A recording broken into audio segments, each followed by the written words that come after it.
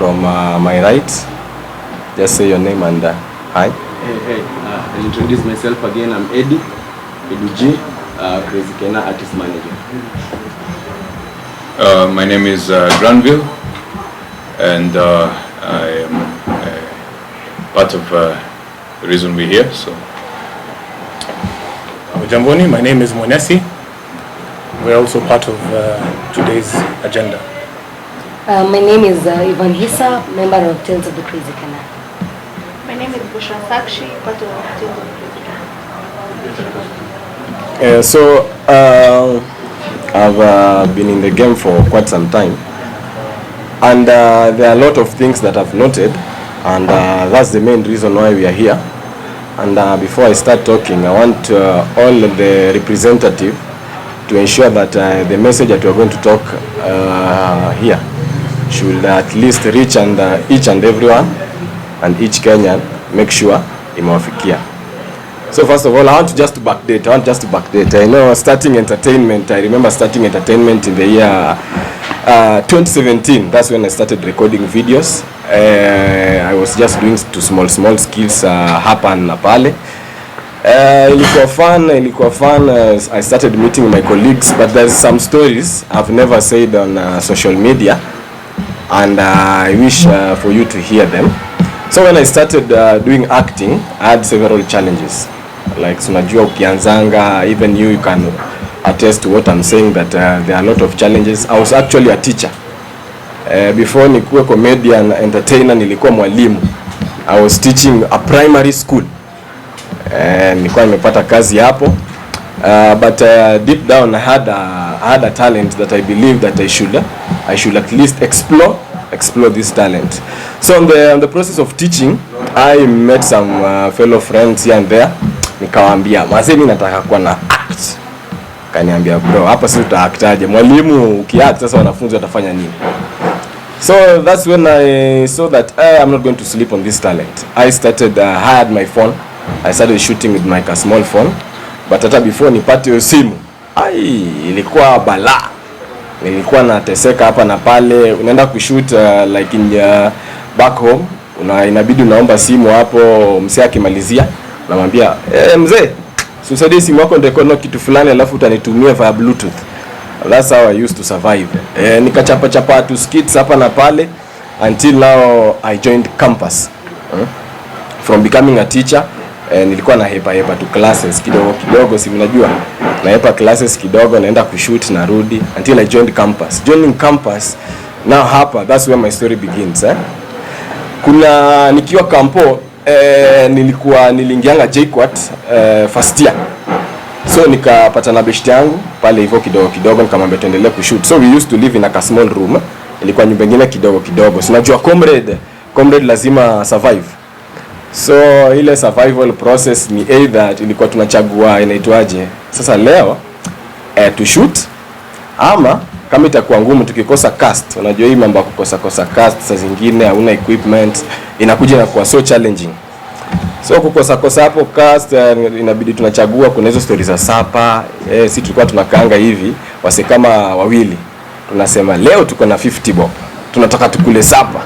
Sasa hii 50 bob tunaanza kupiga hesabu, tuna add, tunasema tukibai mayai 3, nyanya 2 na unga inafika 67 bob. Inabidi tena tunarudia hesabu. What if kila mtu achukue chapati 2, maragwe ya 2020, tunaona hiyo ni 55 bob. Tuna reverse. So before tununue hapa kwanza, inachukua a lot of time tukicalculate, we have a little amount of money. Alafu sasa kampo manzi hakuna hustle. Unaingianga hii shule kwanza, you have to go to class, you have to attend your classes, at the same time you have to shoot. You need money for doing things up and down. Lakini sasa hakuna job. Shida ni uko na skill but unaka nyumbani. I persevered all that until at least nikaanza kupata jina. I thank everybody who supported me, but I was not yet satisfied. Like, I'm a good entertainer. I entertain people daily. I make sure everybody is laughing, but I always had a mission to stand against depression. I remember I took that initiative back in the year 2018, 2019, when from 2018 to 2019. We had actually a show, JKUAT a show, The show was called the Live Vine Show. We did a show in JKUAT, but one of the fans, unaona ile time unaendaga backstage, one fan alini approach akaniambia, manze Kiena, mimi napenda kitu nafanya sana manze, wewe unani inspire manze, na mimi kama nikuja show yako mimi ndakam. Nikamwambia, alikuwa msichana, nikamwambia yule manze, usijali, hii kitu tunajua tuko pamoja. Nikaenda nikachapa show. Later on nikasikia the same person I talked to alikuwa amejimada. It was such a sad story, like msee alikuongelesha hadi akakwambia yeye anapenda kazi yako, but manze after hapo alikuwa na shida kidogo za hapa na pale, then she went on na committed suicide. So it was a very heartbreaking story. Nikasema manze, si tuna entertain wase, but this is not the best way we can help our fellow Kenyans and people who listen to us stand against depression. So I talked to my fellow teammates, nikamwambia manze, tukiendelea kuentertain wase, let's start in an initiative called Stand Against Depression. So in the process, I want to actually tell you two stories. They are true stories. There was a day manze, mimi nikiendelea na initiative pale kwa DM, boy fulani manze akani DM kaniambia, Kiena manze, mimi nimefukuzwa shule na nafaa kufanya exam zangu, na how am I going to do my exams manze, sina fee, sina kitu ya kufanya, sina job yoyote, so I have no reason to wake up tomorrow manze. Ilikuwa issue nyingine critical sana. Sasa mimi nikashanga, how can I actually help this guy while I'm busy entertaining at the same time, mimi naweza msaidiaje? But you know, once you have a dream, they say never give up on your dream until one day your dream ikuje iko fulfilled. So I remember again traveling to Mombasa, I met a guy, actually enda in spot tukiwa airport. The guy seated on my right, Mwenesi akaniona pale hivyo airport kidogo, alikuwa anataka kuniongelesha. Nikaona wacha juu yako area, wacha tutaongea next time. He traced me until the place pale tulikuwa, akaita manager wangu Edu, akamwambia, manze, I have something because you guys have been you have an initiative to stand against depression. I have something. Hiyo time nikamsikiza, this man actually sold this dream until nikasema pass. Say is kind of making a lot of sense. So nikarudi tu ile harakati za kurudi Nairobi kama kawaida. Then now the story that he can hit kabisa. Back then I used to study in Babadogo Sacred Heart in primary school. I had a classmate wangu kwa tunakanga naye tukiwa shule. Huyo dem alikuanga, I think now hii ilikuwa story ya dem. Yeye akanitext akaniambia, manze Kiena, naona unasonga manze, lakini mimi nimekwama. Nikamuuliza shida iko wapi? Akaniambia, Kiena, mimi kwanza nikianza hizi mashughuli tangu tuachane, I finished form 4 and I failed to join high school. I failed to join campus. Kamuzambona akaniambia yeye shida zake mainly zilikuwa kusufi. Akaniambia feel ilikuwa very big problem. Nikaanza sasa uliendelea kufanya nini? Akaniambia mimi after hapo nilianza biashara kufanya kwa Vixen. Akaniambia yeye alikuwa Vixen. Akasema alijaribu kuhustle kutokea kwa mangoma, analipwa kama so moja chwani hivyo, alafu anarudi kwa nyumba. So ile biashara unajua during COVID hiyo biashara pia kaenda chini juu watu wako na shoot sana.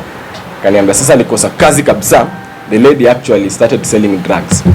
I remember akanitext akaniambia mimi nilikosa option, nikamwacha sasa niingie kwa kuuza drugs. So biashara yake main ilikuwa kuuza drugs. So she was selling drugs to people, anauzia wase drugs hapa na pale kwa sababu she had no option na hakuwa na any other way around. Akaniambia manze, mimi kama unaweza nisaidia leo, kesho nakuja kukushukuru. Sasa mimi I was seated there.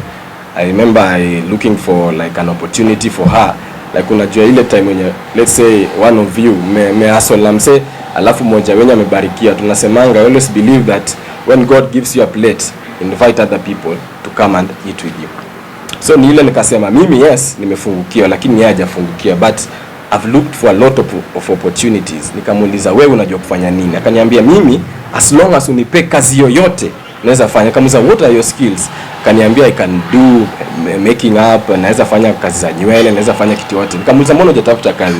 Kaniambia I want to tell you today that Kena, Mimi nilitafuta kazi door to door, but wasa walikuwa wananiona kama mimi ni con lady. Unaona ile yenye dem anaweza kuja kuambia ni aje mimi naweza kufanya kitu fulani, akaniambia wasa walikuwa namchukua kama con lady.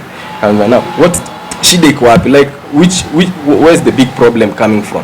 Nikafikiria there is a guy called Mwenesi na counterpart wake aliniambia kuhusu something, nikamrudia nikamwambia manze kuna ile idea nilikuwa naniambia is very important, because as you can see the whole industry, we as comedians, content creators, musicians, we take a lot of time to entertain our fans, but personally I believe that entertaining the fans is not the optimum solution, because personally I can entertain you, I always stand against depression, and I will always repeat that I'm on a mission to fight depression. So I will entertain you today, but the moment you switch off your Instagram account, you switch off your Facebook account, YouTube, the same person will laugh but go back to the same problems that he or she had before.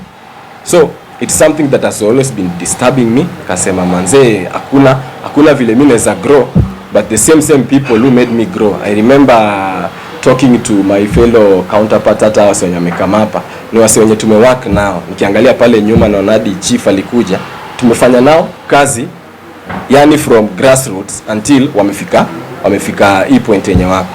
So I decided that these people I cannot serve you through entertainment but fail to give you the best. That's the mission as to why we are here. That's why we call this press conference, to ensure that this seed, you know, in the Bible they say, Jesus was telling them about the parable of the seeds.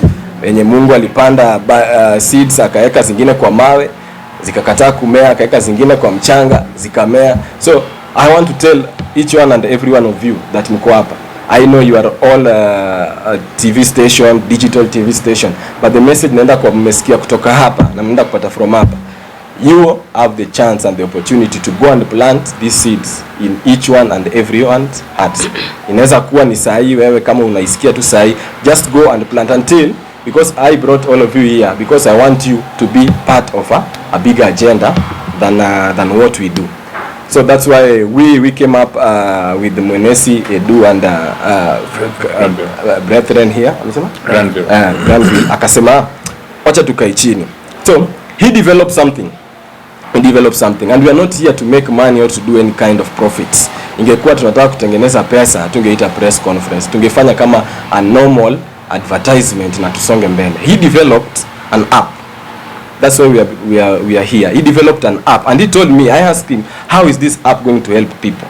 Mwenesi told me that they started this app actually as like a commission based app, but after realizing, I came with him to comrade for comrade, na yeye pia alikuwa actually yeye amefanya kitu inaitwa amehelp wase, and kuna story alikuwa ananiambia alienda, is actually distributing foods to several homes. Iso a man, mwanaume mzima, manzi yako na watoto wawili. Manzi analia, anamwambia amempatia chakula leo, lakini mzee anamwambia yeye ajue pale atatoa chakula kesho. So Mwenesi pia, they have been developing this app for several years. It has been under development. I want to tell you that this is a kind of a partnership. They are the real developers that have developed this app. This app is actually going to ensure that each one and every one of you is connected. So I'm going to explain how this app, what is called and how it works. This app is called the Kazi app.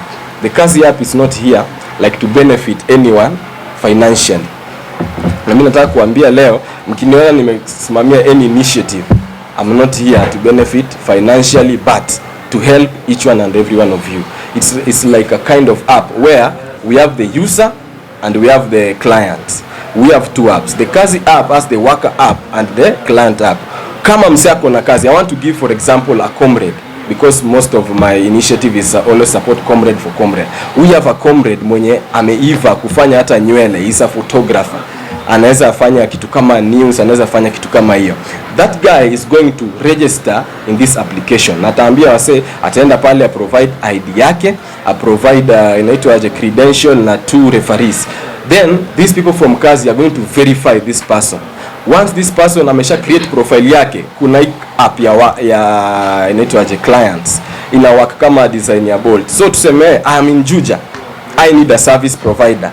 I force nianze kutafuta number. I just switch on that app, and I tell you, if you switch on that app, hata sasa ukifungua uklik unatafuta beautician ama unatafuta mse yote, itakuonyesha every person mwenye ameregister hapo na the person that anaweza provide that service. So that's the main reason why tulikuja hapa. Ndio nikawaambia manze, tukitoka hapa manze, tuko hapa kutengeneza do, hatujakuja hapa kutengeneza pesa. Mimi nataka kuambia leo, ataendelea kuexplain zaidi, but mimi nataka kuambia leo hii kitu yenye tuna launch hapa, be part of this history and let each one and every one of you remember that one day wewe ulikosa kazi but ulisaidia msee mwingine kupata kazi. Juu mimi niko sure nikiangalia from left right I can see kila msee ameshika phones, but how much do you earn from these phones? Ushaitiwa kazi, ushaipatiwa kazi official that unahitajika place fulani.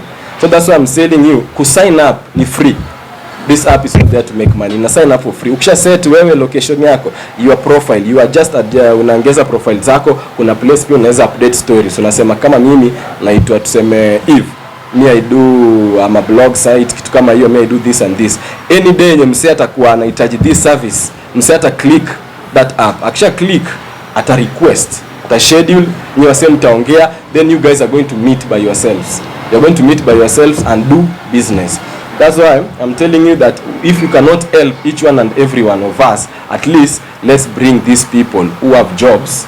Kuna watu wengine wako na jobs. Kama mimi personally, kuna jobs zingine, saa zingine we are on set, nahitaji msee mwenye anaweza kuja act like an extras during shoots. Na saa zingine nahitaji msee mwenye ameivia, inaitwaje hizi mabubu, sound, vitu kama hizo. I don't know whom to go to.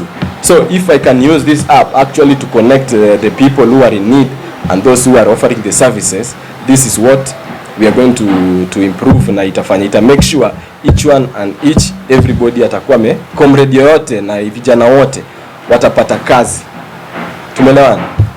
Tumeelewana kabisa. Maybe just to give more explanation, naweza invite Mwenesi utupatie the crucial details. So thanks Kenna.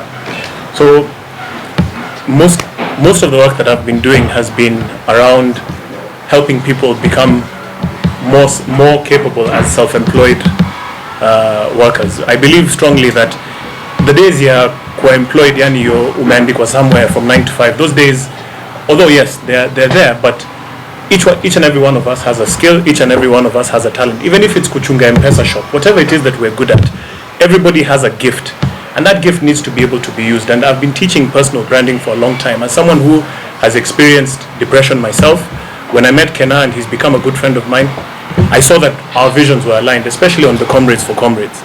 And I realized that if there's anybody, we could have, like he said, we started this thing trying to become, we were trying to see if we can create an opportunity like an Uber meets people you can request. But then when we met Kenna and we started talking about it, we realized that this thing is much bigger than just connecting clients and workers. This thing is something that can truly inaweza saidia wasee wengi. So we've been developing this app for maybe since 2019 December. Let me tell anybody who wants to get into app development, this thing is not cheap. It's not that you can make an app and then in 1 month it's done. Since December 2019, and the guy sitting next to me, Granville, he's someone who I was training some of his team at a place called Bihab, tulipatana. We shared the vision. We started talking about it and saying, and yeah, by the way, and at the time I was also working as a CEO for a foundation. Tulikuwa tunaingia mtaani fulani to do kusaidia wasee na miradi. We were trying to help people get opportunities. Then when COVID hit, now we started really distributing that food. But by that time, me and Granville thought, instead of this one by one thing of helping huyu kusaidia, these guys are healthy. Kuna wasee, and me, I have so many relatives. Sisi tumetoka mtaa. I know some people might know me and they see me in suits and doing different promotions. Lakini I'm someone who has grown up in Nairobi in difficult circumstances. And so we have relatives, we have friends, we have brothers, we have sisters who don't have the opportunity, but then they have phones. They watch Kenna and they're able to look for bundles to watch Kenna and other content creators, and they entertain themselves for that small moment. Wanasahau shida zao. But then they go back to the same problems. The same phones that they're using for entertainment, why can't those phones be used for getting opportunities? So together with Granville, who is my technical partner, because me seem to IT, but then we had the vision. We built this thing called Kazi. Now initially it was supposed to be just like Uber. You request someone, you want a fundi or an electrician or whatever, you can get them. But then after some time, after developing it, when we launched in Play Store in November 2020. people started responding, and we didn't do any marketing. In fact, if this was something for money, we would have gone and gotten maybe some influencers and done the usual advertising to endelea na hivyo. But then after some time, we realized this thing actually should be free. Why are we holding on to the program? And that was validated when Ministry of ICT themselves came to us and said, look, we want to partner with you guys for the Algeria digital project. So when we partnered with them, that's when we realized this thing is actually bigger than us.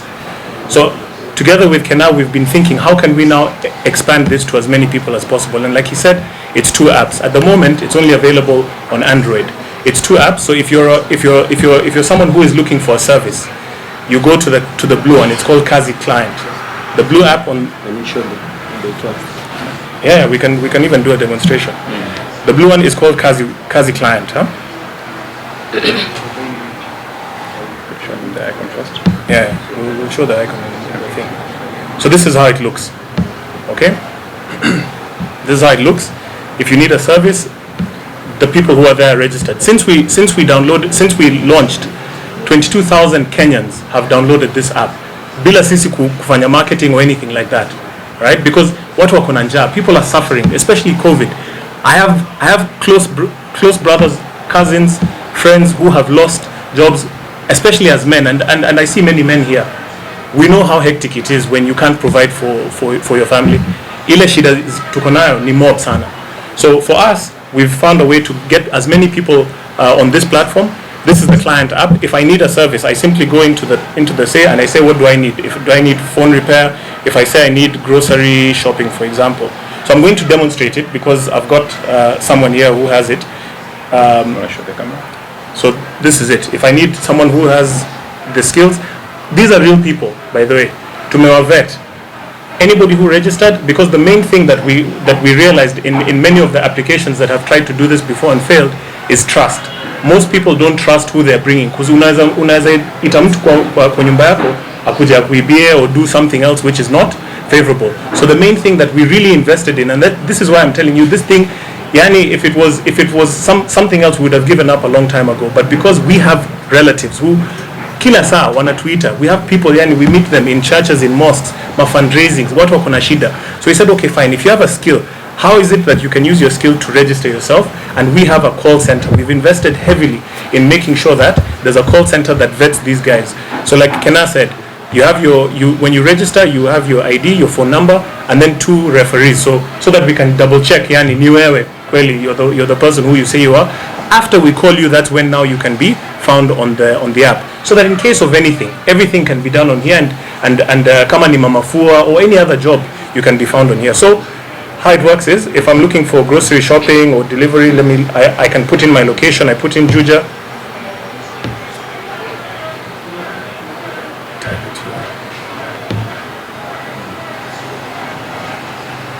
So now I have different options of different workers who I can engage. If I choose one, I'll show them.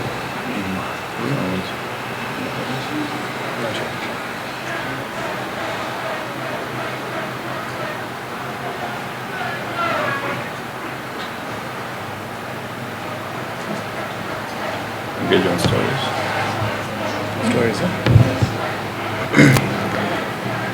So because I've now found someone who has shared his story of grocery shopping, because upper you can also share stories, very, very much like you can do on IG and Facebook. So this is his story. He's shared a story. I can engage him there directly.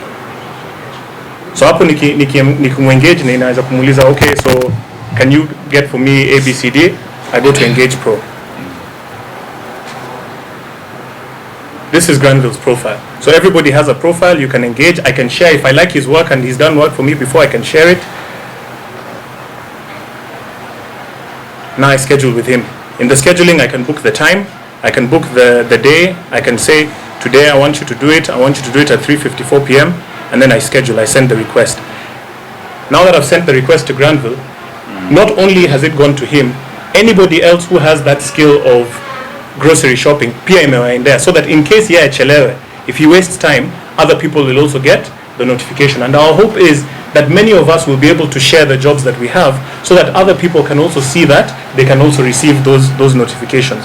So once I view the booking, I can now chat with Granville. So if I'm waiting for him to respond. So when I click chat with Granville, now I can start a conversation with him. Now he'll show the worker app. Thank you, Monesi. So I get a notification under projects. I can see I have one project and it's under engaging. So when I click there, I can straight away chat with him because he has requested for the service. And then he says, hi, Granville. So I will respond and perhaps get to find out more. There are two ways to respond. One, I can continue chatting. We agree on the terms and costs. So for example, if I am a grocery, I'm doing grocery shopping, I will ask him, unataka kununua nini na nini na nini, and then I will get all that cost, right? Service fee yako ni ngapi? This much. You agree everything through the chat. You can also call him directly. So I can call him and get to know how much, you know. And it shows Pro is calling you. You know. So now it's calling me through the app. So it's direct engagement, no middlemen. You are dealing directly with the client, you know, and it's free to use. So once I engage with him, I'll ask him, once we agree, let's say it's 1,000 shillings, I'll ask him to generate the bill. So I can be able to, so I will send him the bill once we agree as a worker. So say we have agreed on 1,000 shillings, shopping yote and a service bill. I can add other items here. Same as this one is for transport, you know, transportation. And then I can be able to add how much it is, say 200 bob, there it is. And then I send him the bill. He receives the bill on his end, and he's able to view it. He gets a message, so he can just check, click on this button up here, yeah, and then you can view the bill. So that's the bill. So once you view the bill, you confirm booking, and the engagement is done. You go to the client site and do the work, and you get paid. So it's as simple as that. We did not want to have any sort of friction when you're engaging a client. We want everyone to be free to create a profile, and on the worker side, if I may just go back a little bit, there is something very, very important and gives you the power as a worker to be able to create a profile of your own. You put the work that you're doing, you add stories, a little bio about yourself, the location that you prefer to work, very important, and then you can share the profile.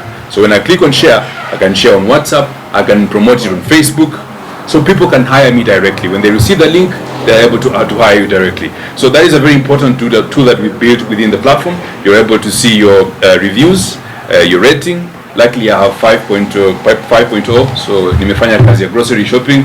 Now, you know, I've been hired several times. I've been given a good rating because of my work. If clients see that on the profile, they are more likely to hire you. So ni bidii yako maintain profile yenye kuna ratings za juu, and then you're able to get hired. So it gives you the power. Yeah. So for us, we, together with Kennar'S, our hope is, because apps do not just exist and then they're built and they're set. Everything, the Instagram that you're using today is not the one that was there when it was launched. When Facebook came out, there was something called Poke. I don't know who came up with that, but people come up with ideas.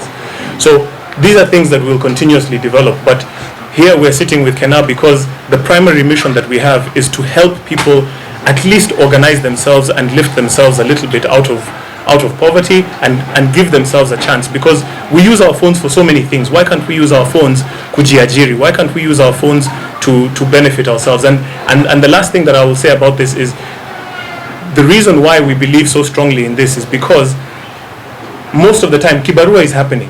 I'm sure some of you muliagana kupata mamafua at some point, maybe today or this week or whatever. There are many of us who are constantly hiring gig workers, people who yani ni ile kibarua ya one touch and we finish the job, but there's no visibility, so people don't have transparency. We've spoken to so many people. We've been doing this for the last 22 months. We've interviewed so many workers. Kuna wamama wengi tumekaa na wao because I've been in these barazas and sitting with these people. Many of these people say ninaitwa job, either ninanyanyaswa or I get sexually assaulted or ninarukwa or something like that.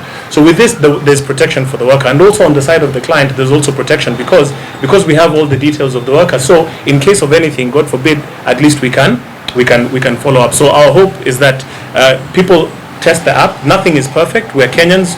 We accept that we're constantly developing. So the more you use it, the more we will be able to create new features that will at least help make people's lives easier. So before tuanze maswali, wacha sasa nibongeshe vijana. Jana manze mmesikia. Na mimi nasemanga kama unaweza fanya kijana mwenzako. So nyinyi pia mnaweza join your so that sisi tu reach from investment. That's what I said when you are beginning. Nasema sisi tukitengeneza series inaitwa roommates, tuko watu 6, si ndio? But we cannot act all the roles, become the directors, tufanye cinematography. Actually series yenye tunafanya sahi, we have 6 from our team, si ndio? Then we have another around 8 to 12 people kwenye Tales of the Crazy Kenna. You can go and follow it hivyo na hivyo. Ndio kwa maana tukakamna hii initiative. Na tukasema pia sisi ndio isikuwe ngumu kutafuta wasee, like how many people can act, how many people know how to operate boom mics, how many people know how to operate cameras. Sasa itakuwa sisi tunaingia pale kwa app tuseme kama tuko na shida. So manze maboys wenye mko hapa, maboys wenye mko hapa nje, manze msikuwe tu mnaona content lakini mimi siwasaidii in any way.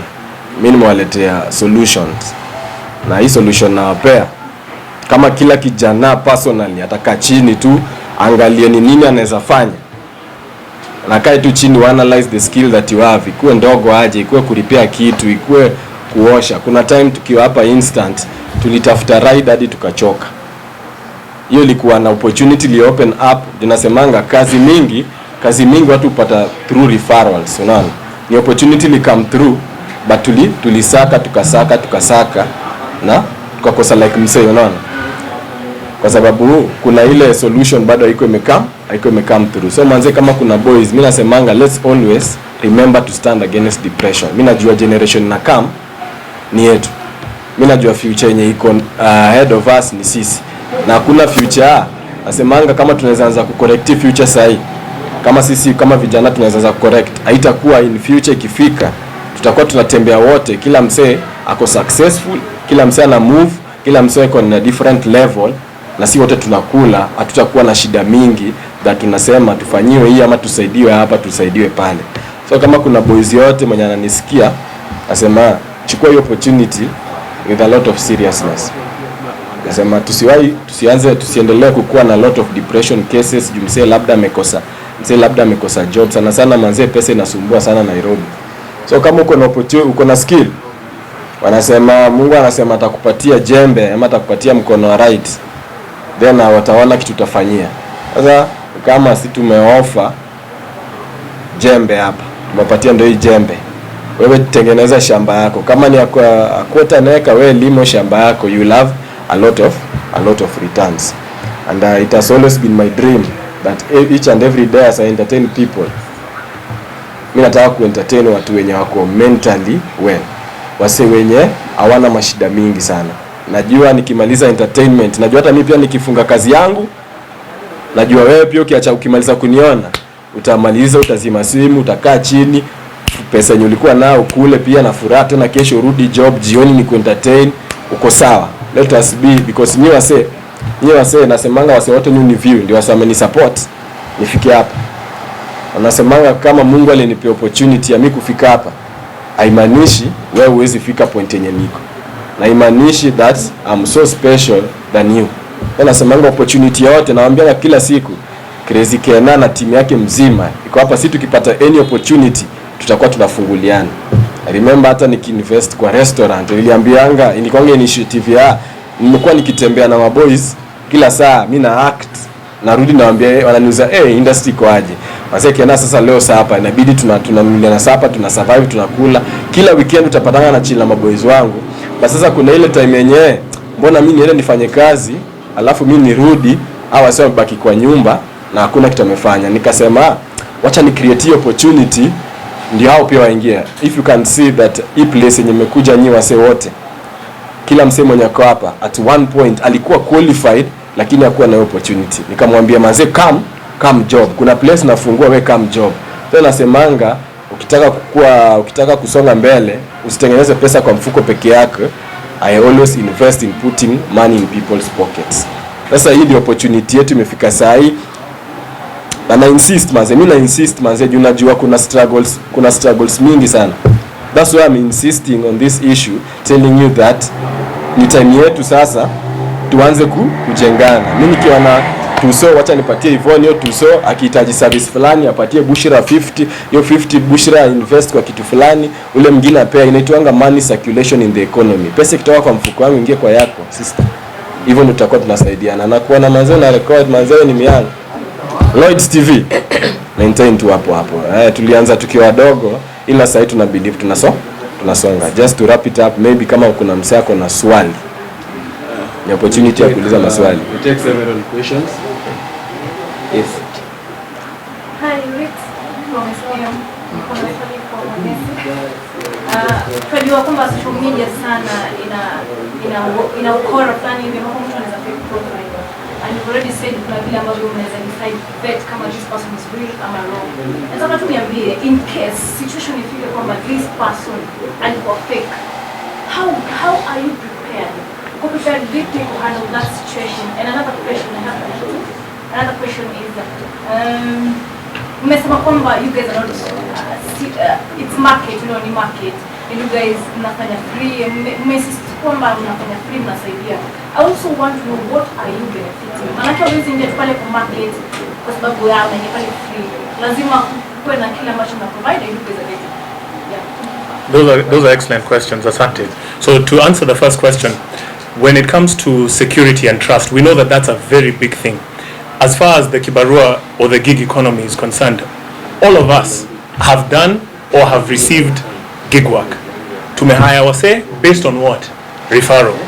Wewe ukijua mse, if you're close to that person, na aseme, okay, natafuta mse animount ya TV for example, just because besta yako amekupatia hiyo referral, you won't even think twice because you trust your friend. So that extended trust is what has been helping people get work at this point in time. But it's sustainable up to a point, because how many people do we trust? So what we've decided to do, like I said, our first point before even we built the what we've just demonstrated was to invest in that back end support. Na hiyo back end ni nini? Number one ni call center. Tuko na call center, and it will continue to grow as we progress, because the more people use, the more people need to be vetted, and the more customer care and complaints na issues zitakuja. Sasa hiyo call centers is not just there for vetting. In case wewe kama client uko na issue, unaweza piga hiyo simu, and it's si simu ati mteja, it's a call center, so you'll always get someone, so we've provided a solution for clients to be able to register their complaints either by calling directly in the app. You can also register a complaint, and there's some features as well. When you start to go through the app, you'll be able to protect yourself as a client. But the most important part is part of that vetting and acquiring of information of people is also run against existing databases. Kwa sababu saizi Safaricom, as you know, and many other telcos have people's data tayari. So even you as a person, by the time you have your phone and your ID or whatever, by the time you have a SIM card, tayari you're on a database. So we have the ability to now track that whole information, and because we're using technology, saile nina request mse aje kwangu kufanya job. The same way you can see if you request, let's say, a cab with one of these many cab companies, that the same way you can see that guy coming is the same way you'll be able to see the person coming. So there's a lot of back-end investment that has gone into being able to monitor the thing. Of course, we can't control human beings. Our job is not to control, and our job is not to because that's what we had started doing mapema. We wanted to control everything. Yani wewe ukifika hapo lazima ufanye hivi, lazima ulipe hivi, lazima useme rate, lazima. But we know people are people. Everybody is different. Yeah. So on that front, we've tried our best to at least cover, so that in case, God forbid, something happens, you'll always have a solution, and there'll be something that you can there'll be a record of your transaction, because most of the time people don't have a record of what's transacting. Huyo mtu akuje anasema na Mount TV kwako alafu akuibie, there's no record, there are no witnesses, there's nothing. It's your word against that person, na ni kufuatiliana sasa with police or whatever it is. But with us, at least there's a record of everything that is happening. That's why we're encouraging people to transact inside the app as much as possible, and we're continuously developing. We're Kenyans. There's no one else other than who you see here. We've got a team. We decided to go into our own pockets to do this. Now I'm coming to the second part of your question. I was working as a CEO of a foundation that does work in the informal communities.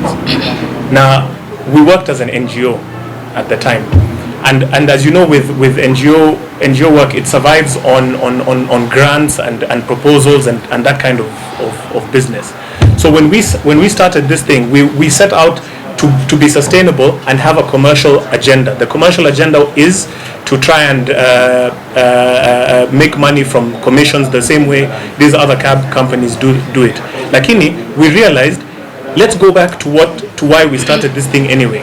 Yeah, and the hope is that as we grow, we will get partners who will come and join us and help us to be sustainable. Because, like I said, this thing is not cheap. It's not cheap, but we want to be able to provide a solution for people in an NGO style way, where if let's say a non-governmental organization another foundation wants to partner with us, we're very open to that. And as much as, yes, this is an app that maybe can get funding from somewhere, CC, our agenda is not commercial. Our agenda is not commercial at all. Our agenda is to go back to our roots, which is to help as many people as possible. Sasa ile tulikuwa tunasaidia wase kupata hizo miradi. At the time we were going, okay, group yako shikeni car wash, group hii shikeni kiosk, hii group ingine endeleni na hii. That's not sustainable. How can we get many people as much room as possible? So this is just scaling up the NGO work that we were originally doing. Any other question? Okay, my question goes to Crazy Kenna and the team. So recently you reached 100 million views on YouTube. I would love to know the feeling, and also my manager kufika pale. Niliona uliandika you are the first team kufika, the first creators kufika 100 million views on YouTube. Total views, that is. Okay. So if I want to answer you that question, saying that you know, when we insist on consistency and hard work, it actually pays. If you scroll down my Instagram page, hadi chini, you'll see the first post that I made, I think the year 2017. I say that we are coming to change the game. At that time I had 6,000 views and around some few subscribers. It was back in 2017. So we have actually worked to get to that point. It was actually an exciting thing, but you always say that that's not the end. That's not the end. That's why mkituona tuko pia tunafanya a lot of things. Tunajaribu. Mimi nataka pia kila msee in the long run pia kuwe na hiyo feeling of satisfaction. Ndio nimeinsist nikiambia wasee tukianza kufanya initiative yote, patience na hiyo consistency will pay a lot in the end. Yeah. Okay, and also how have you managed to stay as a team since you started at this side? Like most people wakianza wakiwa wengi, at the end wanabaki moja, hiyo unity inakosa. But for you, always been united since day one. Working with people is not an easy thing. Ndaambia kila mtu mwenye ako hapa. Working with the people si kitu rahisi. So the main thing that nafanyanga ikuwe teamwork ni ile understanding. If I know that I'm so different from you, I should actually accept the way you are. Isikuwe, let me not use your differences against you. So naona ile teamwork ili come up in that tuna understandiana. Tunajua msee anakuanga hivi, msee ako hivi, msee ako hivi. Now what's the good side of this person? Tunasema each project, like insist that each project there is always a positive side about someone. That's what I decided to invest in, not the negative side. Nili decide, yes, msee anaweza kuwa hivi, msee akuwe hivi, but there is something good about this person. Nikasema hii ndio sasa kitu tatufanya tukue team. Yeah. So right now there is roommates on YouTube. Hiyo ndio inatesa kutesa. Ningependa Yvonne atuambie the idea behind roommates na pia what's the plan? That is a very nice question. And roommates ni kitu yenye what we usually do in campus, because most of the time people tunakwanga maroomies and all that. That is just what happens in the life of campus students, in the roommate situation. But Kenna is the best person to give more information about it. Yeah. So ni project pia hiyo, by the way tulikuwa na shida. Sinaona vile nikilikuwa naongelea hii story nilisema tulikuwa na some problem ya kutafuta extra cast na wase wanaweza ni offer service. Leo mazee nimekaa hapa nimeshtuka, kumbe watu wanakuanga na equipment. Kamera zenye nimeona hapa, lapel, mic, mazee ni watu wampatikanangi. Nishaitafuta mzee anaweza nisaidia hata kukuja kushoot na mic sound tu peke yake, sound. Tafuta Juja. Kuna. So roommates imekuwa success kwa sababu ni project yenyewe. Si wote tukikaa pamoja tunajua kama wewe ni comrade ushaishi na msee, unajua hizo struggles na unajua benefits na advantages. Ni project yenyewe, it's not always about me. Kuna wasee pia tunafanya nao project.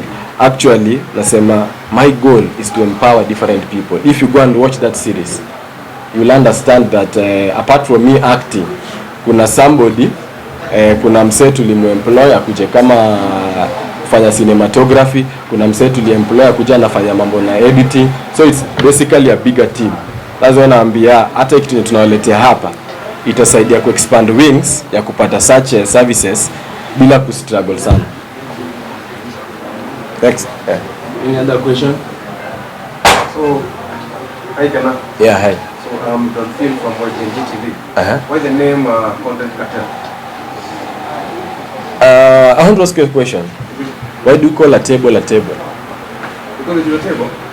Because I'm the content cartel. So in short, you're trying to insinuate you are the OG or... No, I'm not trying to insinuate that I'm the OG. Unajua mimi na believe kufika mimi sijafika. Na mimi nasema kufika siku kwa the content cartel.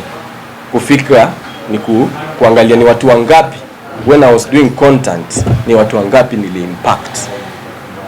Now that's the real content cartel. Don't look here hapa mbele mambo na content.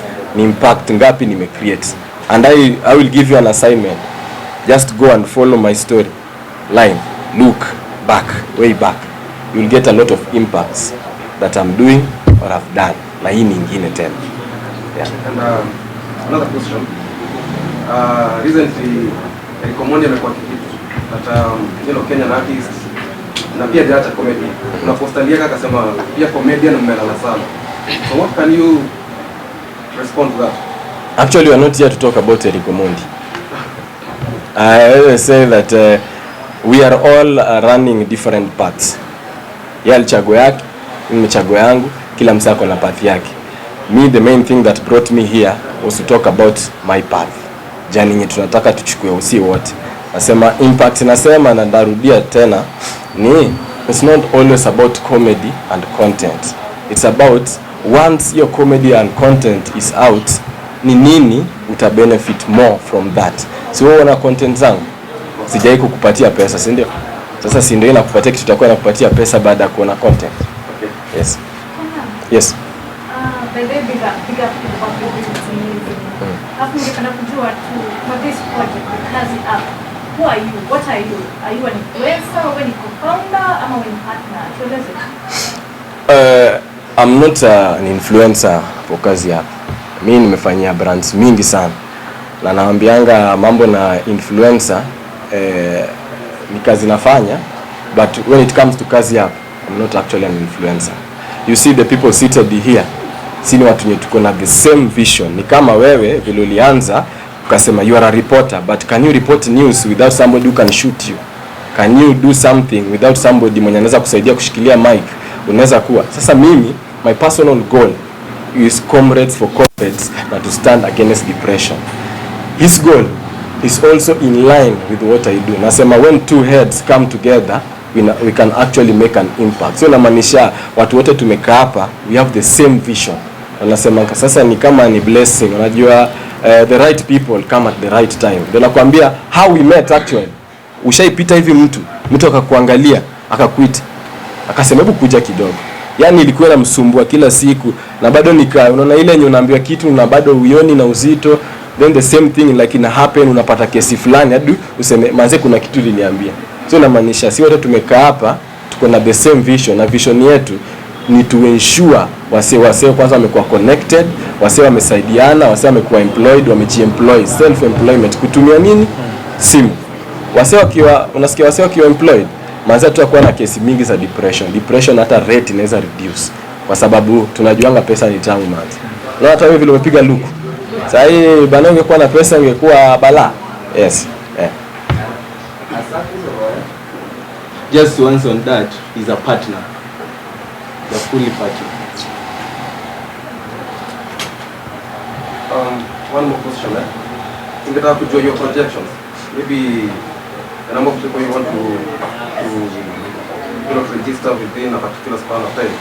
So what are your projections, and beyond this, this press, what are you going to do to ensure that it reaches as many people as possible? So he will answer on the projections. I will answer on after this press, our next step.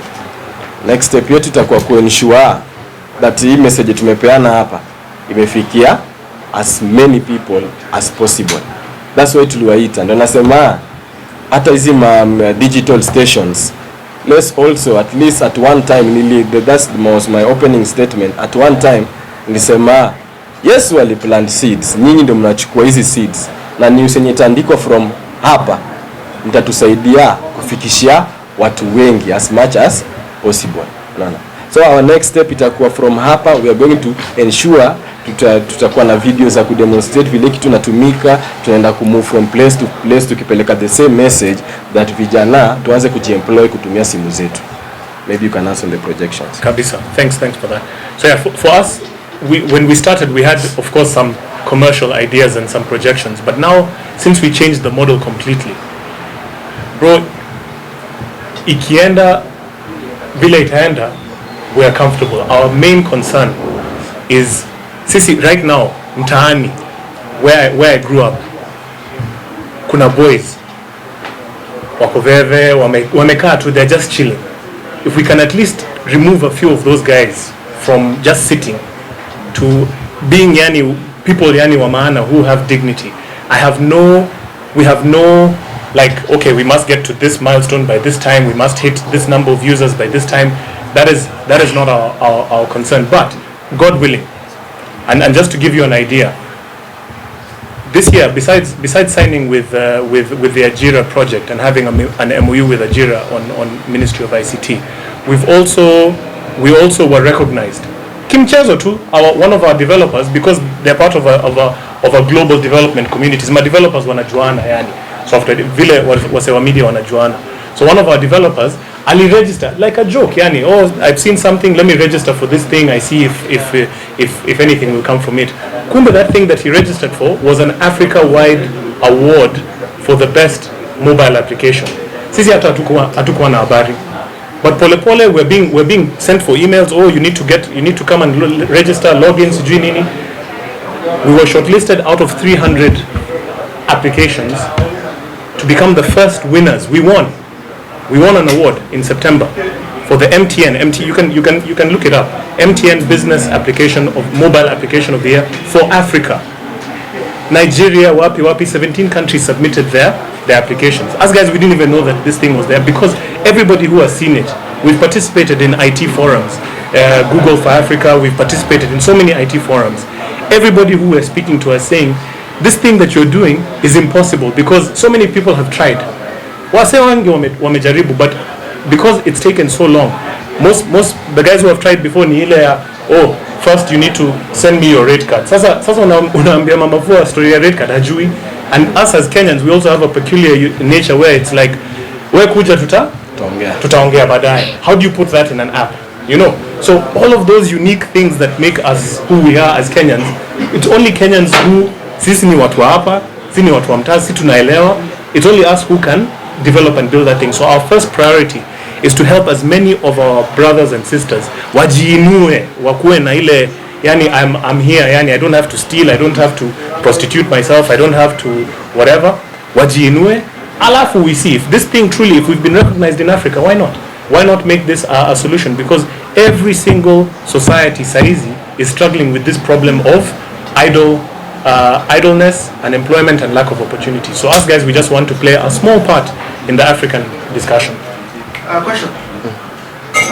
Mine was just a concern, and when I saw your post about this, I came here to ask you and the other team of media about your concern about the future of the youth. This is about our leaders and where we are going. For example, you've seen El Comondi what he's doing. You know, El Comondi is pushing for our music to be played. You guys rise. Nimeona microphone hapa ziko branded and these are good gesture. You get? But you know the government, it's like it likes scooping mali kuna opportunity. You understand me? You guys will start making money. Then the government will be like, let's tax this. You know. So what is your plan during this election in supporting youth leaders so that they can represent you in leadership? And when people start trying to tax you people, mnaweza tetewa. No matter you have a long future. You know, we've seen people rise and fall because of bad leadership. And there Muya is a youth for 4 years, but vying for a seat of member of parliament. Oh yeah. Win. So you guys, I wanted you to address. And are you part of the KOM? So are you part of Kenya Online Media? Are you part of Kenya Online Media? No. Okay, then just leave. Let us finish our job, please. But it was just no. Leave. Should I? No. Should I? Yes or no? Should I leave? Maybe to answer on your question, you are asking us what role will we play in the youth, maybe inspiring the youth based on the leadership and everything. I want to state categorically that when it comes to leadership, first, before you complain about the government, start by building yourself. So sisi kitu limetuleta hapa ni kufanya kila youth akue his own boss. Ndio tusiwahi kuwa na hizo shida za vijana na liao hapa na pale east and west. Sasa I think you are done. Thank you. Yeah. Just one question. Yeah. Thank you very much for having us. My name is Duncan from Mutembei. On the hub, is Insta it's registered. Instant? Oh, instant registration. Not yet. Not yet registered. Yeah. So because you know it majorly ina register sana personalities na wase wenye unaona si ni kama app yenye ina register like big brands hapa na pale. Tumekuja tukai downgrade tukasema hii kitu inataka kuregister wewe ule na ule. So sisi pia tukiingia pale kwa app tuseme nimeingia na profile yangu. Si I do manage instant. I need somebody else. Tampata hapo.